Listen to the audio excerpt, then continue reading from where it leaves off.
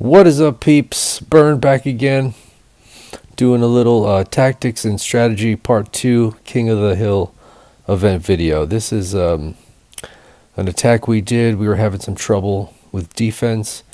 You know, my low level players were getting taken out and losing that energy, not getting their attacks done. So this is a level 56 player against a 117 level player. I come in the second round. My job is to clear the mage tower, so I almost die there because my cloak button got stuck.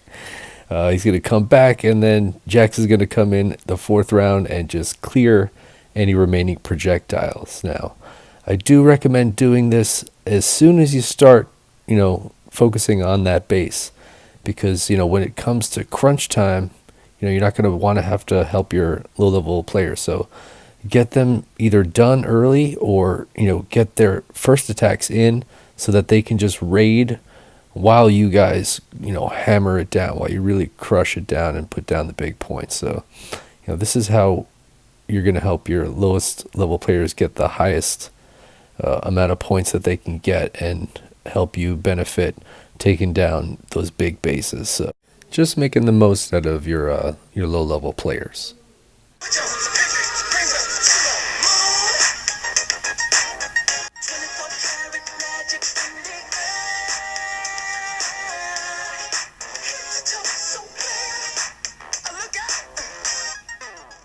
So in the beginning, I had a very linear strategy, just taking over the highest level bases and haphazardly spending so much energy to take them down. 1, 2, 3, 4, 5. We have got 5 bases. What kind of nonsense is this? Teams are limited to how many fortresses their armies can hold. Teams cannot hold more than 4. Interestingly enough, we have 1, 2, 3, 4, 5. Anyway, we're only supposed to have 4. Hopefully, well, it looks like we got it. So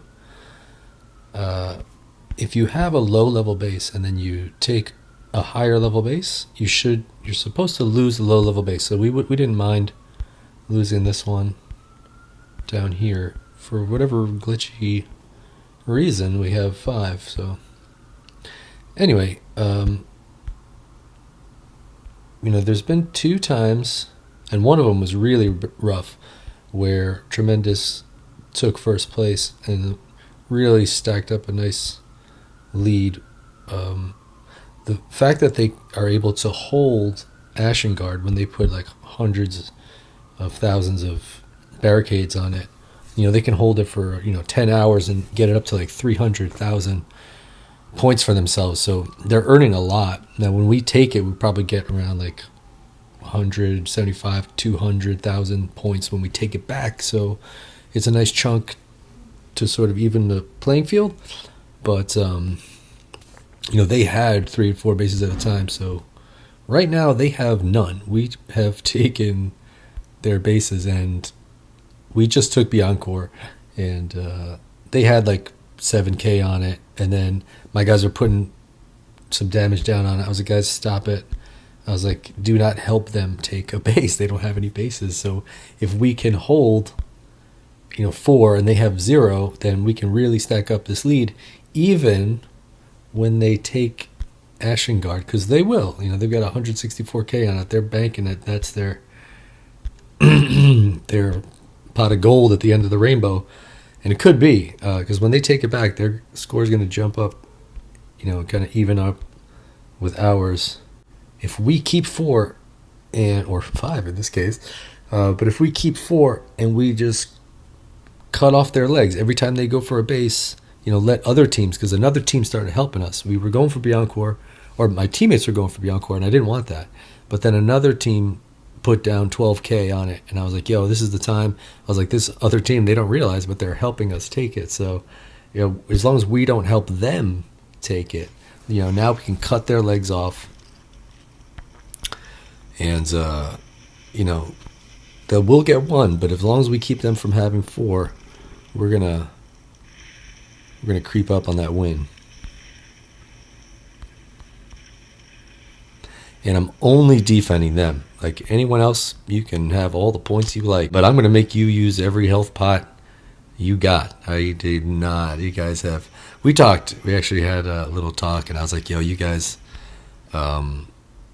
really seem like this is not your first rodeo. And they were like, it's not, but we have some low level players. It was at this point where I realized how much better their strategy was, and I had to give them a second to sort of just revel in it and take some time, talk to my officers, hear some stuff from my other teammates, and kind of come up and absorb all the information into a new strategy. And they're happy-go-lucky guys, so they're here to have fun. So I appreciate the competition, and it's just good lessons to learn for my team. So, man, that Tengu, yeah, if you can't take him down and he gets any rage, it's full health again. Yay! So he's got this one for sure. Let me just see you perish. No, he's got it. Watch this. So daunting when he gets that health. Oh my god, it's so aggravating. Okay, good. So it's gone. So we had this base here, and no one was attacking it. So it went back to the Black Bloods. So you can only hold 4 bases at a time. In the introduction video, when we tried to take a 4th base as an upgrade, we couldn't because we had a shield on 2 of our bases, so we lost it. Down to my last siege buff, and I got 86 energy, so we're actually looking pretty good. Yesterday I was really worried. I was like, man, we lost. These guys are just unstoppable. But I don't know, the rest of the league seemed to kind of come alive and was like, can't have none of this. And it was really just us. Like, we were at the top, and these guys were trying to just cut us off, and they did a great job at that. But now a lot of entropy is making a comeback, and I'm all for it. I'm like, let these guys go nuts, and you're going to just take them down, so get as many points as you like. All is fair in love and War Dragons. This team, tremendous. They took back Ashingard and going for our base here, but the Wampus had a nice lead. I messaged the Wampus. I was like, oh, they got it too. I messaged Wampus. I was like, yo, they're going to steal it from you. You guys need to get it together. So, I mean, I'm literally throwing everything I got at them. But, so that's cool. We have 3. Just lost this one. I got a bunch of attacks in, and I got some guys ready to raid, so I want them to try to focus here and, help us take it out, and then we're just going to raid it, and it'll be ours. So, oof, and they are not playing around. But we still got a good lead on them. They do have Ashingard. I may actually let them have that for the rest of the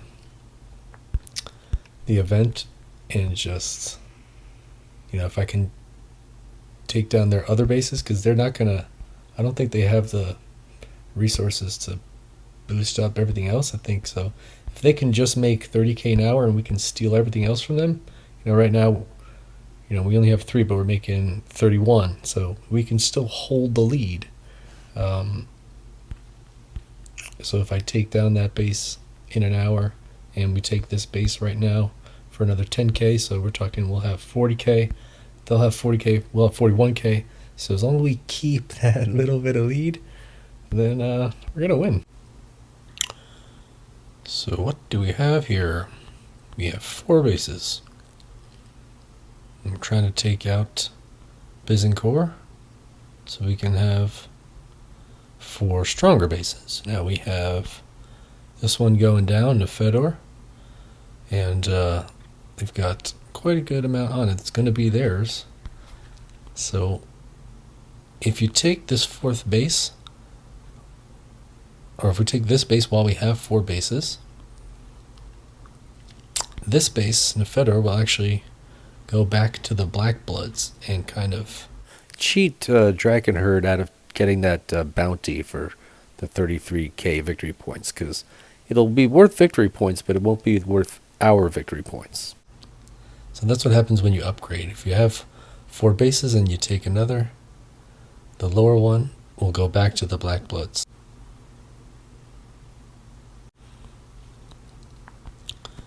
So we have 4. My team has been putting down some points on Cinderhold and on Ashengard that's held by Tremendous.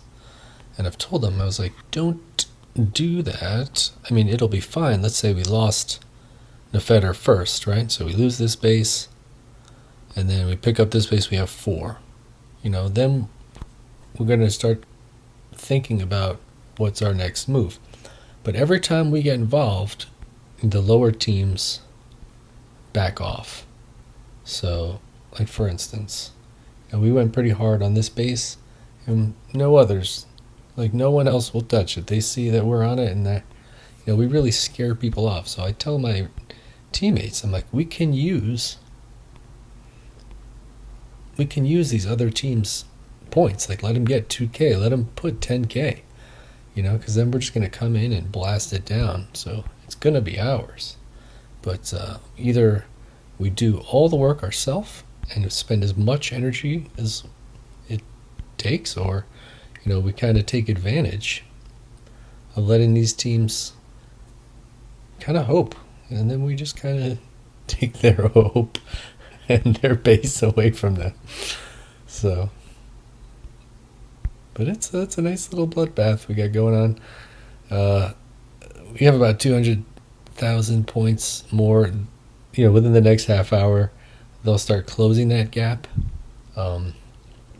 They're making 45 victory points per hour, holding Ashengard at 30 and Byzancourt at 15. So they're making 45 per hour. We're making 41 right now.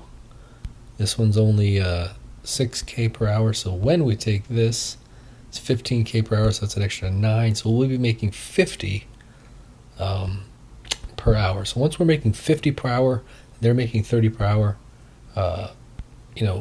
We don't have to take Ashengard. I'm like, let them have it. I'm like, let the other teams go for it.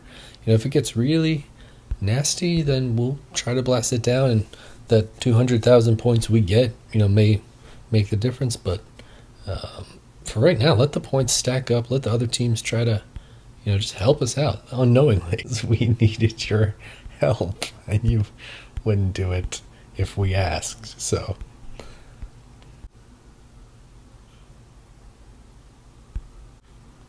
What happens to poor dragon herd? It can't be. It can't. This is an indestructible base. Hit that raid button. I need you to hit that raid button. I'll give you $1. Yay, there it goes. And poor dragon herd. Now it's held by the Black Bloods. And the war waged on for about a few million more points. Now that strategy did end up winning it for us, but one of my teammates went rogue and decided to take Ashengard and add insult to injury, getting another couple 100,000 points on top of that. Now I absolutely could not have done this without my team, guys. Thank you so much. I hope this video will spark some new ways that you could think about doing the King of the Hill event, and incorporate some of these strategies for yourself. Guys, thanks for watching. Don't forget to share, like, and subscribe.